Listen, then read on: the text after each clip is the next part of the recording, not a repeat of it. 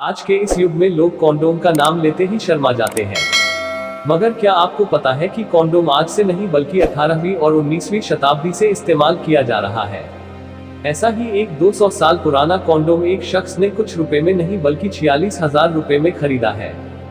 जी हाँ, दरअसल पुराने जमाने में लोग भेड़ और सुअरों की आंतों से बनाया कॉन्डोम इस्तेमाल किया करते थे। प्राचीन काल में भी कॉन्डोम का इस्तेमाल होता था। गुफाओं में बनी पेंटिंग्स में सेक्स के दौरान लिंग को कवर करने का प्रमाण मिला है। 1400 ईस्वी सन से पहले ग्लैंस कॉन्डोम्स का इस्तेमाल किया जाता था, जिससे लिंग का ऊपरी हिस्सा ही कवर हो पाता था। उसके लिए जानवरों के सींग या कछुए की खोल का इस्तेमाल होता था। 1600 में पहली बार कॉन्डोम का आकार सबके सामने आया। इसे जानवरों की खाल से बनाया जाता था, लेकिन इसकी कीमत इतनी ज्यादा थी कि इसे आम लोग इस्तेमाल नहीं कर सकते थे।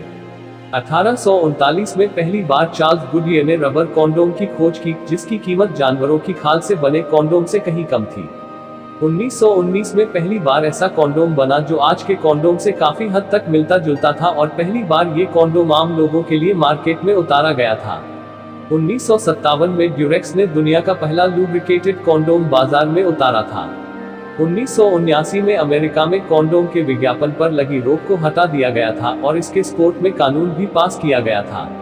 1980 में एड्स ने दुनिया भर में अपने पैर पसारने शुरू किए। इसके फौरन बाद कई देशों ने कॉन्डोम के उपयोग के लिए जनता को जागरूक करना शुरू किया। 1997 में पहली बार ड्यूरेक्स ने कॉन्डोम की पूरी जानकारी देने के लिए एक वेबसाइट लॉन्च की। साथ ही इसी साल कंपनी ने वाइब्रेशन वाला कॉन्डोम भी मार्केट में उतारा था। भारत इतिहास काल से ही भले ही व्यापार का केंद्र रहा, लेकिन तथ्यों की माने तो भारत में कॉन्डोम को एंट्री लेने में काफी वक्त लगा। माना जाता है कि 1963 में पहली बार भारत कॉन्डोम पहुंचा। इसका नाम कामराज था। चूंकि इसका नाम उस समय के सत्ताधारी दल कांग्रेस के अध्यक्ष के कामराज से मिलता जुलता था, इसलिए यह शुरुआत में ही बुरी तरह से विवादों में घिर गया। मामला तूल पकड़ते दिखा तो इसका नाम बदलकर निरोध रख दिया गया। 1957 में जब कॉन्डोम कंपनी ड्यूरेक्स ने पहली बार अपना कॉन्डोम मार्केट में उतारा तो उसे खासा विरोध झेलना पड़ा।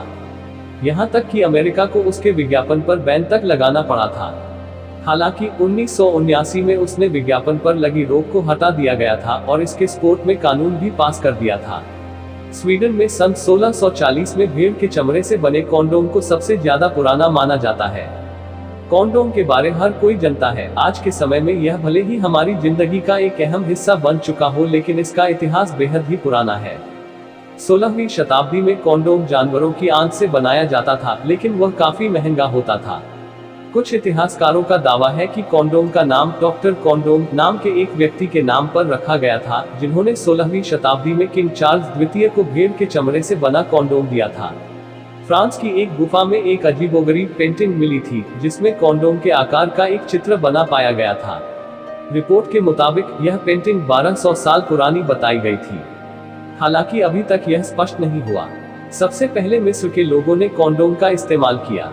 अन्य प्राचीन सभ्यताओं में भी इस तरह के उपाय का जिक्र मिलता है, लेकिन इसका पहला लिखित प्रमाण है 16वीं शताब्दी का, जब एक इतालवी शरीर विज्ञानी गैब्रियल ने रोगों से बचाव के लिए कॉन्डोम तैयार किया।